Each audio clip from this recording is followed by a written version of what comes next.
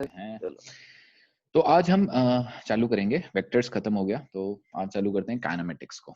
ठीक है, काइनेमेटिक्स आपका चैप्टर नंबर 3 है। वेक्टर्स मैंने पहले पढ़ा दिया क्योंकि वेक्टर्स की काइनेमेटिक्स में जरूरत है बहुत ज्यादा। ठीक है, वेक्टर्स अगर आपको समझ में आएगा तो काइनेमेटिक्स बहुत आराम से जाएगी। ठीक है, तो काइनेमेटिक्स एक यूनिट है, काइनेमेटिक्स करके एक कोई चैप्टर नहीं है आपके पास। ओके, काइनेमेटिक्स इज यूनिट, इसमें 2 चैप्टर आते हैं, motion in 1 dimension and motion in 2 dimension. 2 dimension मतलब मोशन इन प्लेन। ओके, उसको कंफ्यूज मत हो जाना कि भैया मोशन इन 2 डायमेंशन करके तो कोई चैप्टर ही नहीं है। Motion in a plane is a 2 dimensional motion. Motion in 1 dimension का तो मतलब आपको पता ही है, आपके पास दो डायमेंशन हो जाएंगे, एक्स एक्सिस और वाई एक्सिस। करेक्ट, जब मोशन सिर्फ एक ही डायमेंशन में हो रहा होगा, मतलब या तो एक्स एक्सिस में या तो वाई एक्सिस में, तो उसको हम मोशन इन 1 डायमेंशन बोलते हैं। और मोशन इन 2 डायमेंशन मतलब जब दोनों डायमेंशंस में बॉडी मूव कर रही होगी। तो सबसे पहले काइनेमेटिक्स का मतलब समझ लेते हैं, क्योंकि काइनेमेटिक्स वर्ड आपकी फिजिक्स के टीचर बहुत यूज करेंगे कि हम काइनेमेटिक्स पढ़ रहे हैं, काइनेमेटिक्स पढ़ रहे हैं। तो काइनेमेटिक्स का मतलब क्या होता है?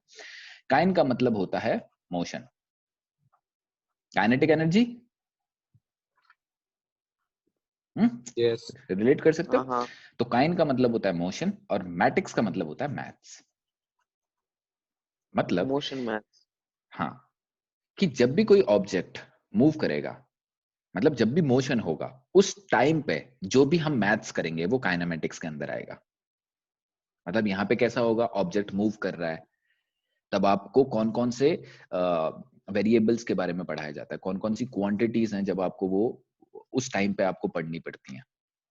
ठीक है, तो कौन कौन सी क्वांटिटीज होती हैं अगर आप याद करो तो सबसे पहली क्वांटिटी क्या है? डिस्टेंस भाई, है ना। अगर आप मोशन कर रहे हो तो आपने कुछ डिस्टेंस कवर किया होगा, ये कवर करना होगा, ये कवर कर चुके होगे। Correct, distance.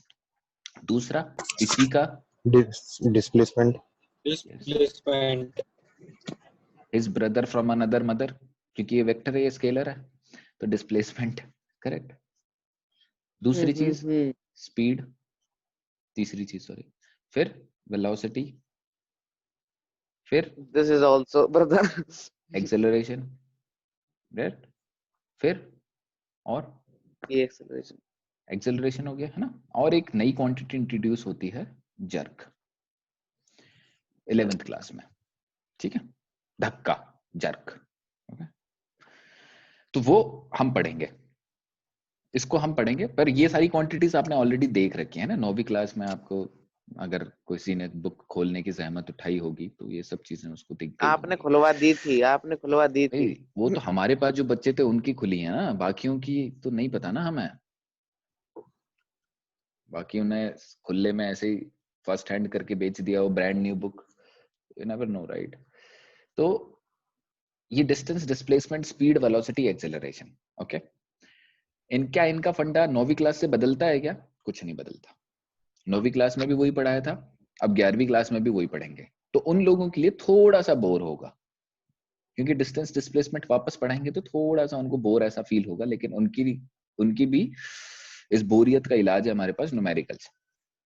ठीक है, यस तो न्यूमेरिकल्स करेंगे। न्यूमेरिकल्स थोड़े से और अच्छे होंगे इस बार, है ना। 11th क्लास पढ़ लिया भाई, वेक्टर पढ़ लिए भाई, डिफरेंशिएशन पढ़ लिए भाई, है ना, तब बहुत सारी चीजें अब पढ़ लिए, इसका तो इन सब मसाला का कुछ और मसाला आएगा ना इसमें, है ना। करेक्ट। ठीक है, तो पनीर की सब्जी को पहले हमने मटर पनीर खिलाई आपको 9वीं क्लास में, अब अब चिल्ली मटर पनीर पनीर, चिली पनीर, ये सब चीजें मिलेंगी आपको, क्योंकि पनीर अब तो चाइनीज प्याज है बनाना भी आ गया। ओके, तो ये सारी चीजें, ये सारे वेरिएबल्स आपको इस काइनेमेटिक्स में देखने के लिए मिलेंगे। आप इनको सॉल्व करोगे, ठीक है, सारी चीजें आएंगी। अब 1 डायमेंशन मोशन के बारे में बात कर लेते हैं। 1 डायमेंशन मोशन का मतलब क्या होता है? जहां पे आपको कोई एक्सेस डिफाइन नहीं होती, आपको बोला जाता है कि एक बॉडी है, वो चल रही है भाई, सीधी सीधी चल रही है। ठीक है, लीनियर मोशन, लीनियर मोशन भी आप बोल सकते हो, सीधे चलने वाला मोशन। ओके, तो ये 1 डायमेंशन का ही मोशन है। मतलब क्या है कि अगर रोड पे चल रही है तो रोड पे ही चल रही है। ठीक है, अब आप बोलोगे भैया, क्योंकि अगर मैं एक्स और वाई एक्सिस बोलूंगा ना तो फिर आप बोलोगे नहीं भैया, अगर हम एक्स वाई में नहीं जा रहे तो मेरी ऐसे जा रही है। तो यहाँ पे एक्स वाई एक्सिस को आप ऐसा मत समझो कि ये मतलब नीचे बिछ गई है और फिर उसके बाद ये नहीं चल रहा है। तो लीनियर का मतलब होता है स्ट्रेट लाइन मोशन। ओके, मतलब एक ही डायमेंशन है, एक ही डायमेंशन मतलब अगर रोड पे चल रही है तो रोड पे ही चल रही है, हवा में नहीं उड़ जाएगी फिर वो। ओके, समझ में आ रही बात? तो इस टाइप के मोशन को आप लीनियर मोशन बोलते हो या फिर रेक्टिलिनियर मोशन भी बोलते हाँ, स्ट्रेट। हो। स्ट्रेट लाइन मोशन को आप रेक्टिलिनियर मोशन भी बोलते हो या फिर लीनियर मोशन भी बोलते हो। Okay, okay. दूसरा फिर आप बोलोगे भैया 2 डायमेंशन मोशन के एग्जांपल तो रिलेट नहीं कर पा रहे। सर्कुलर मोशन भाई, जो सर्कुलर वेव मोशन हो होता है गया। वो 2 डायमेंशन मोशन में आ वेव। जाता है। ठीक है, क्योंकि वो क्या कर रहा है, वो भाई सीधा भी चलेगा और वो उठ के भी चलेगा। ओके, मतलब 2 डायमेंशन में आपके पास 2 डायमेंशन में चीज होंगी। और एक एग्जांपल देता हूं, घूम अगर घूम। सर्कुलर मोशन से रिलेट नहीं कर पा रहे आप एक गेंद लो, ठीक यूनिफॉर्म। है, आप क्या करो, उस गेंद को ऊपर की तरफ फेंक दो, जैसे क्रिकेट में फेंकते हैं ना भाई, शॉट मारा, अब आप बाउंड्री पे चली गई बॉल, फिर बाउंड्री वाला वापस फेंक रहा है, तो कैसे फेंकता है, थोड़ा सा ऊपर उठा के फेंकता है। बॉल कैसे होती है, बॉल सीधी भी जाती है और ऊपर भी जाती है, करेक्ट? 2 हाँ, डायमेंशन में मोशन करती है। सीधी भी ये जा होता रही है, होती है, ऊपर भी उड़ रही सीधी होती भी है। जा रही होती है, ऊपर भी जा रही होती है, फिर सीधी भी जा रही होती है, नीचे भी आ रही होती है। तो इस तरीके के मोशन को हम प्रोजेक्टाइल मोशन बोलते हैं। वैसे ये भी पढ़ेंगे हम, बहुत मजा आएगा प्रोजेक्टाइल में, तो अंत का मजा। ठीक है, हिट करते हैं हम बॉल को। सुख की प्राप्ति हो जाएगी प्रोजेक्टाइल मोशन में। तो ठीक है, तो प्रोजेक्टाइल मोशन बहुत बढ़िया है। तो ये है आपका 2 डायमेंशनल मोशन। ये सारी चीजें काइनेमेटिक्स के अंदर आएंगी। ओके, मतलब कि बॉडी आपकी मोशन कर रही है और मोशन करते समय जिन जिन चीजों को हम पढ़ते हैं वो सारी की सारी चीजें काइनेमेटिक्स के अंदर आती हैं। करेक्ट? बॉडी जब मूव कर रही है, बॉडी जब मोशन में है, चाहे वो 1 डायमेंशन हो, 2 डायमेंशन हो, 3 डायमेंशन हो, ठीक है। अब 3 डायमेंशनल मोशन भी होता है क्या? हाँ, होता है। 3 डायमेंशनल मोशन केमिस्ट्री में आपको देखने को मिलेगा। गैस के मॉलिक्यूल जो है वो 3 डायमेंशन में मूव करते हैं। ठीक है, आगे भी चल रहे होते हैं, ऊपर भी चल रहे होते हैं और वाइब्रेट भी करते हैं अपनी अपनी जगह पे। ठीक है, तो ये 3 डायमेंशन में मोशन हो जाता है उनका। ओके, तो ये गैस के मॉलिक्यूल्स होते हैं जो 3 डायमेंशनल मोशन करते हैं। केमिस्ट्री में आपको इसका रिलेशन मिलेगा, फिजिक्स में इसका रिलेशन मतलब ये है नहीं। अगर होगा आईआईटी लेवल पे, अगर हमको एक आध क्वेश्चन पकड़ेंगे तो 3 डायमेंशनल मोशन के क्वेश्चन होंगे, otherwise board prospective no 3 dimension. समझ में आ रही बात? ठीक है, ओके। यस। तो अब हम इसको यप। स्टार्ट करते हैं आगे बिना किसी देरी के, क्योंकि ये तो बहुत बेसिक था। तो अब बेसिक्स वापस चालू करते हैं। 9th क्लास में हमने सारी चीजें पढ़ रखी हैं, वापस रिपीट कर लेते हैं भाई। डिस्टेंस, डिस्प्लेसमेंट, इस डिस्टेंस डिस्प्लेसमेंट का ना एक बहुत पेटेंट क्वेश्चन है 11वीं क्लास में। ओके, सब लोग पूछते हैं, कभी बुक में मतलब टीचर भी पूछ देता है। ओके, बहुत पेटेंट क्वेश्चन है वो।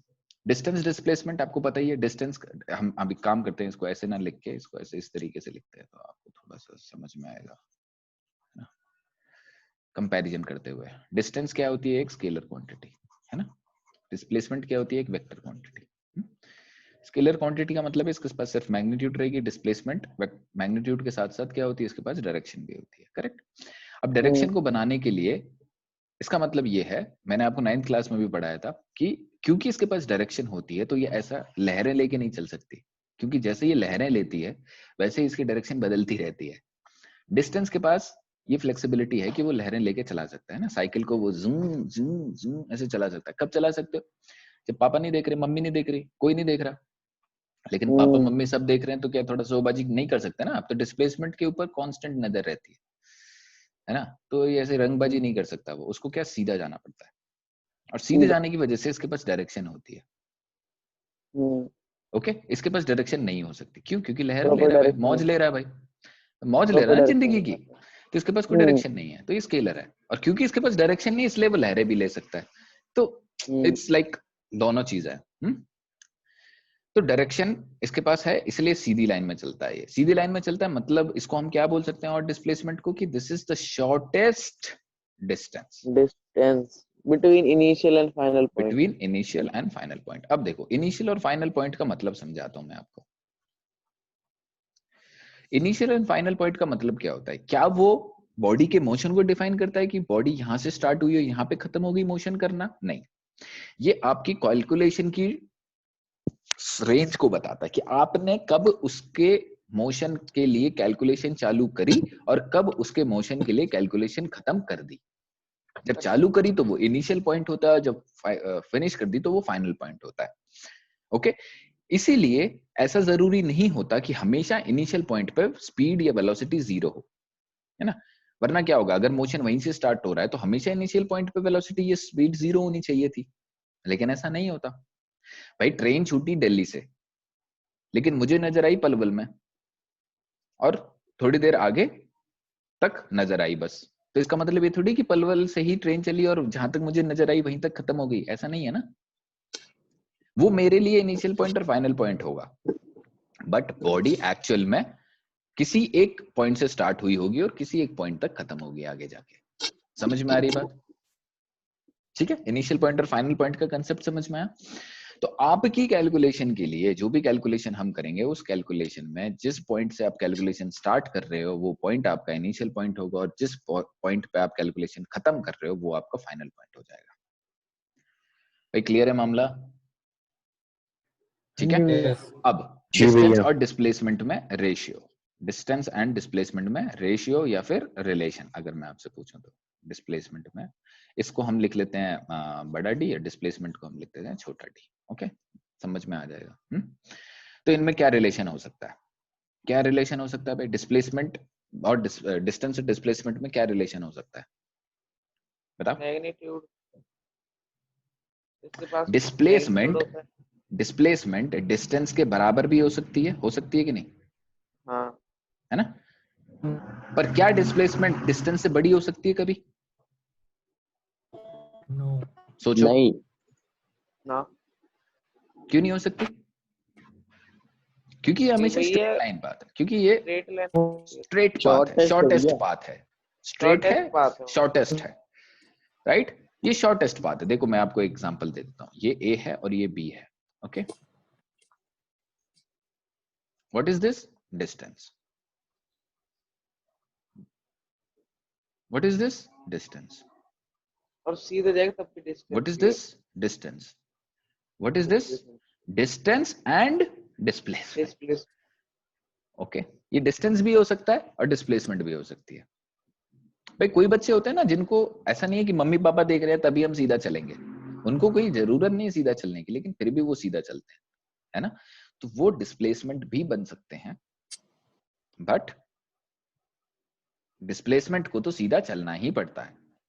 तो रिलेशन क्या हो सकता है कि distance is always greater than और इक्वल टू डिस्प्लेसमेंट।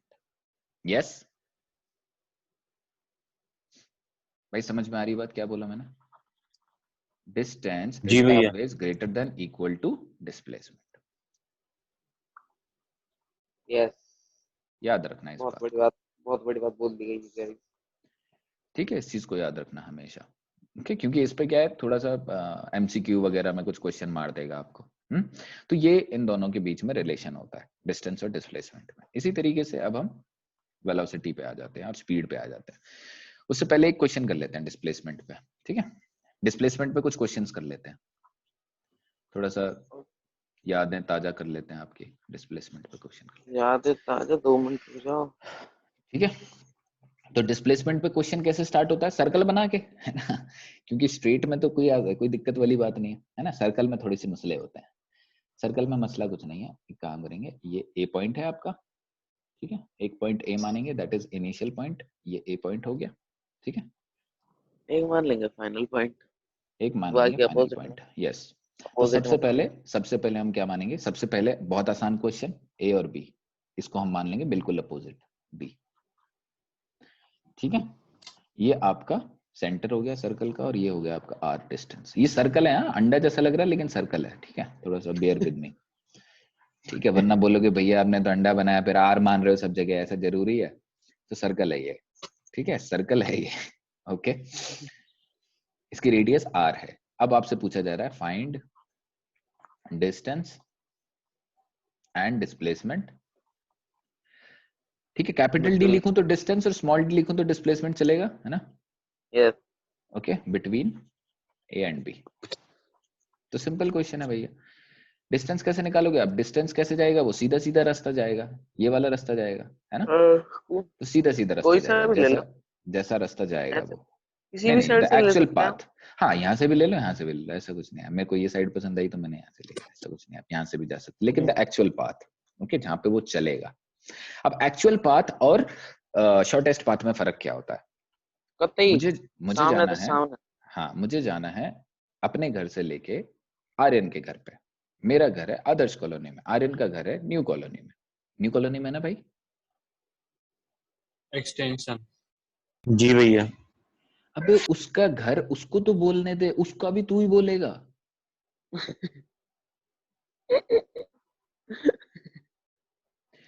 चलो, तो अब अगर मुझे जाना है, ओके, तो कैसे जाएंगे? सबको आदर्श कॉलोनी का तो नक्शा पता ही है यार, है ना? सब लोग आसपास ही रहते हैं, तो बाकी पलवल की कॉलोनियों का तो सबको पता ही है। तो कैसे होते हैं भाई? एक गली में से जाएंगे, फिर मेन गली में जाएंगे, फिर गलियों, फिर गली, ऐसे। मतलब मेरा घर अगर इधर है तो कैसे जाएंगे हम? पहले अपनी गली में से निकलेंगे, फिर मेन गली में, फिर इधर, फिर ऐसे गली गली होते हुए मेरी गली में गली। ऐसे जाके फिर हम ऐसे कहीं ना कहीं मोटा मोटा, अरे यार ऐसी गली तो नहीं होती, थोड़ी अच्छी सी बना लेते हैं। इस तरीके से यहाँ पे हम चले जाएंगे, ठीक है?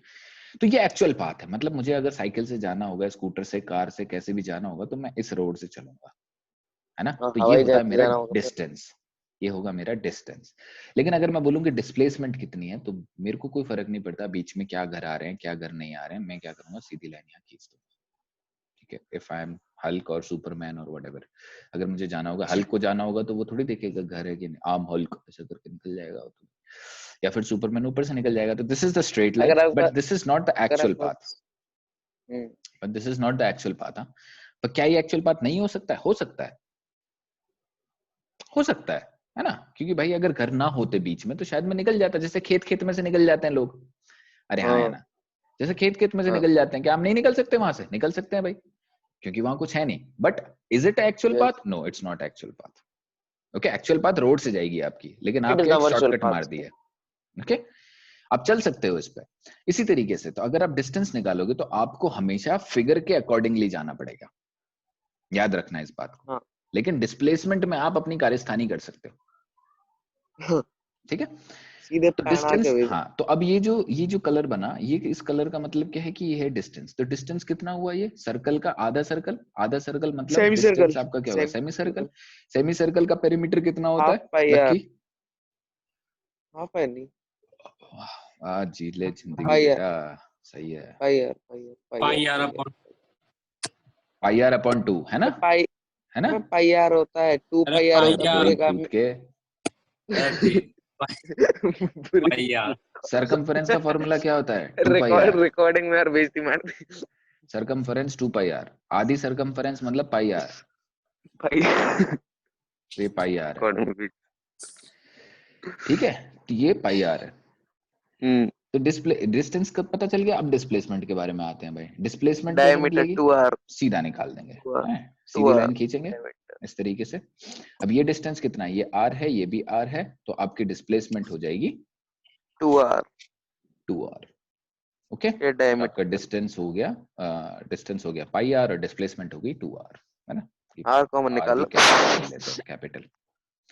समझ में आ रही बात? ओके, ये तो सिंपल था, है ना? अब थोड़ा सा इसको कॉम्प्लिकेटेड। यहाँ 11वीं के स्टैंडर्ड पे लाते हैं ना, धीरे धीरे। सर्कल, ठीक है? ए पॉइंट, बी पॉइंट, सेंटर, ये सेंटर, और ये है आपकी रेडियस। ओके, जानबूझ के इस तरफ बनाई जाती है ताकि आप थोड़ा तो कुछ दिमाग लगाओ, ठीक है? तो इसको बोलते हैं quarter, quarter of circle, yes. हाँ है ना? क्वार्टर ऑफ सर्कल, पौआ, क्वार्टर ऑफ सर्कल, ठीक है? ये क्वार्टर है, क्वार्टर ऑफ सर्कल। मतलब अब आप बताओ, वापस वापस यहाँ पे क्या निकालना है आपको? डिस्टेंस और डिस्प्लेसमेंट। डिस्टेंस आसान है, आर्यन, डिस्टेंस कितना होगा? है भैया। डिस्टेंस कितना होगा? ए, पूरा कर दो इसका डिस्टेंस जितना है, डिस्प्लेसमेंट उसका आधा हो गया, उसको पूरा कर दो। अबे क्या पूरा क्या आधा? ए और बी के बीच में डिस्टेंस कितना है? ए और बी कहाँ है? ये रे। ये डायग्राम, हाँ, ये वाला नहीं, ये हाँ वाला। हाँ ये वाला। हम्म, बताओ आर्क की लेंथ के बराबर। डिस्टेंस, बताओ डिस्टेंस।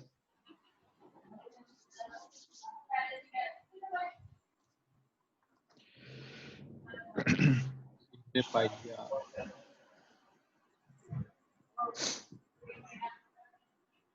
I'm waiting.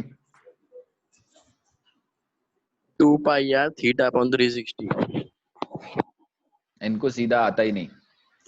जिज्ञासु भाई साहब को बोलेंगे ना सीधा सीधा चल लो तो वो नहीं, हम तो साइकिल के ऊपर स्कूटर चलाएंगे। पैदल भी चल सकते हैं लेकिन साइकिल के ऊपर स्कूटर चलाएंगे। क्वार्टर ऑफ सर्कल बोला हुआ मैंने। क्वार्टर ऑफ सर्कल का मतलब क्या होता है? 1/4 है वो। पूरी सरकमफ्रेंस का फॉर्मूला क्या होता है आर्यन? I r upon 2. हाँ पूरी भैया सर्कमफ्रेंस का फॉर्मूला पूछ रहे हैं, 2 पाई आर।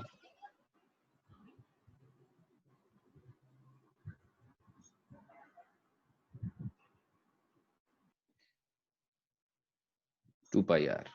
अब इसको 1/4 से कर दो। 2 पाई आर तो पूरा। ये क्वार्टर ऑफ सर्कल मतलब क्या है? 4th हो गया।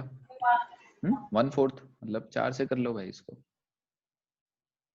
पाई आर अपॉन में 2।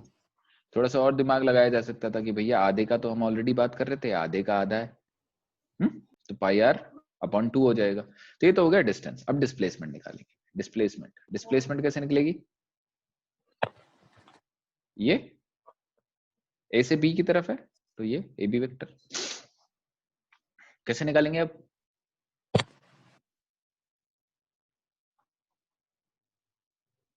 बे क्या हो गया सबको?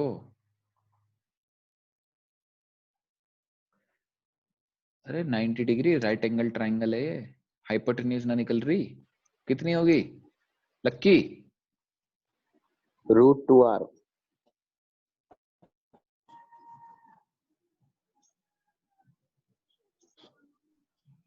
कितनी होगी?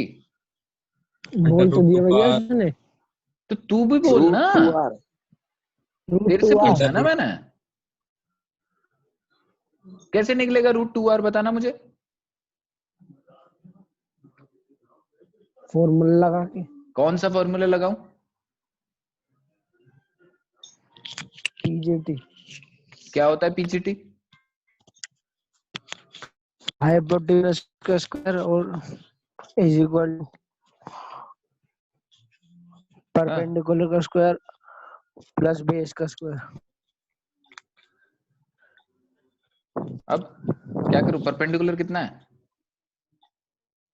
और अबे चुप हो जा।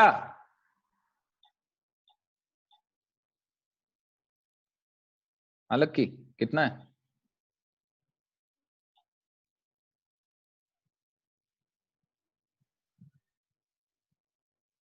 अमन को चुप होने के लिए बोला मैंने। लक्की तू बता।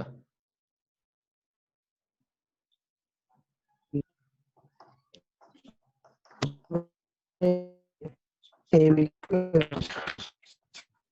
हम्म square. A B square perpendicular है। परपेंडिकुलर कितनी है?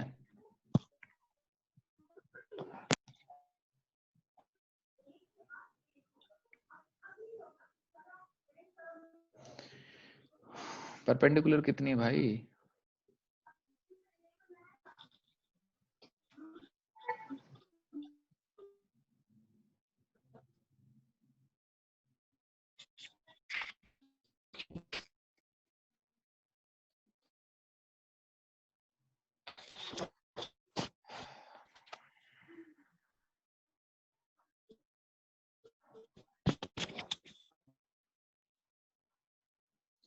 ठीक है, तो ए बी की वैल्यू हो जाएगी आपकी √2r।